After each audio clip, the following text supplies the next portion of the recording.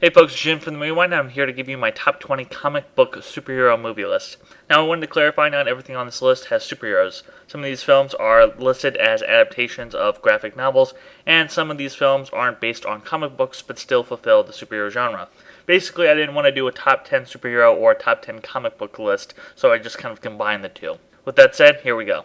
Number 20, V for Vendetta. I can't say if this adaptation is as close as Zack Snyder's adaptation of Watchmen was for the most part, but V for Vendetta has timeless, interesting ideas and themes of questioning authority, and it generally prefers these ideas, as heavy-handed as they may be in its execution and symbolism, over mindless action sequences, while still fulfilling genre expectations.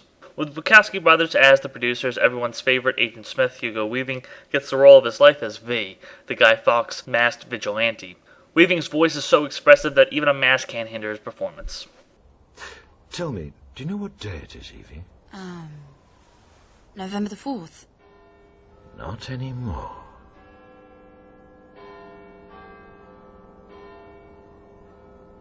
Remember the 5th of November, the gunpowder, treason, and plot. I know of no reason why the gunpowder treason should ever be forgot. Number 19, the original Men in Black. Based on the comics, I'm fairly certain that this only works as a one-film scenario. The sequel lacked the novelty and originality of the first, but I suppose it didn't help that it just wasn't as sharp and funny. The alien with testicles on his face didn't help either. While Smith became a movie star overnight with Independence Day, it was this film that allowed him to exercise his charisma, playing off Jones's deadpan humor, who could say any ridiculous thing with a straight face. It moves at a fairly rapid pace, accompanied by top-notch effects and a constant use of neutralizer mind erasers to comedic effect. Right there, and I saw little Tiffany. I'm thinking, 8-year-old white girl, middle of the ghetto, bunch of monsters, this time of night with quantum physics books. She about to start some shit, Zed. She's about 8 years old. Those books are way too advanced for her. If you ask me, I say she's up to something. Number 18, Chronicle. While the film was well received from both critics and moviegoers alike, I felt it didn't entirely get the respect or at least box office success that it deserved.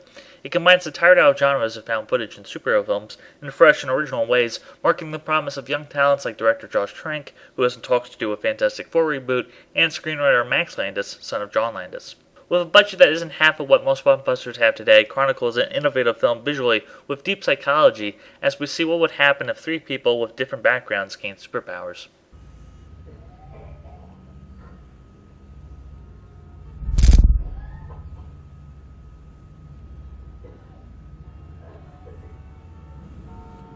Number 17, Sin City. The film doesn't quite hold up as well as I remember, and Frank Miller's writing for women doesn't do the female cast any favors. Still, Rodriguez is in his style mindset, and at times it's beautiful to watch, even when it's letting out all the carnage. It weaves three different storylines, following an old cop Harnigan, played by Bruce Willis, a female protector Dwight, played by Clive Owen, and a tough SOB Marv, played by Mickey Rourke, who practically steals the show. It might not be your grandfather's film noir, but it's still a bloody fun one. Her perfume, a sweet promise that brings tears to my eyes. I tell her that everything will be alright. That I'll save her from whatever she's scared of and take her far, far away. I tell her I love her. The silencer makes a whisper of the gunshot. I hold her close until she's gone. I'll never know what she was running from. Number 16, American Splendor, a biographical comedy drama that follows the author of the comic book series American Splendor, a series which follows his daily life and his struggles like his bout with cancer. Paul Giamatti, who is perfectly cast as Harvey Picar, shows us that not all heroes wear capes and save the world. Who are these people? Where do they come from? What do they do? What's in a name? Who is Harvey Picar? Number 15, KickAss. Matthew Vaughn's flick might be a bit off tonally, switching from violent absurdity to serious drama, but I'd be lying if I didn't find it thoroughly entertaining. Is it a realistic depiction of superheroes in the real world? No, the villains are cardboard cutouts, while some of the heroes start performing acts that only full-blown superheroes could do. It devolves into the genre I was making fun of in the first place, but it's still one hell of a ride. It has the most badass 11-year-old girl played by Chloe Grace Moretz, and her father who sounds like Adam West when he dons his Batman-like suit, played by Nicolas Cage in rare form nowadays. And you got yourself a deal, young lady. Yeah, I'm gonna get a hot fudge sundae. Good call, baby doll. Number 14, Batman. Burton's original film has underwent scrutiny due to Nolan's Batman films, and while Burton's strengths have never been storytelling, I can't resist the nostalgia of this flick and all of its Prince song datedness. This Batman willingly kills, making him no different than most vigilantes, and too often Burton seems to be focusing on Jack Nicholson's hilarious take on the Joker. But this was the first dark media representation of the Dark Knight, and it set the ground for darker superhero films. Also, the Danny Elfman score is instantly recognizable. And now comes the part where I relieve you, the little people, of the burden of your failed and useless lives. But as my plastic surgeon always said, if you gotta go, go with a smile. Number 13, Scott Pilgrim vs. the World, a Nintendo nerd's heartfelt wet dream of the hipster guy literally fighting to get the girl. As someone who was getting tired of Michael Cera's chick, I was pleased to see him in fine form as a young man who can be insecure, immature, and mean as he can be nice and soft-spoken. Director of such films as Shaun of the Dead and Hot Fuzz, Edgar Wright brings his wit not only within the one-liners, but within the visual display as well.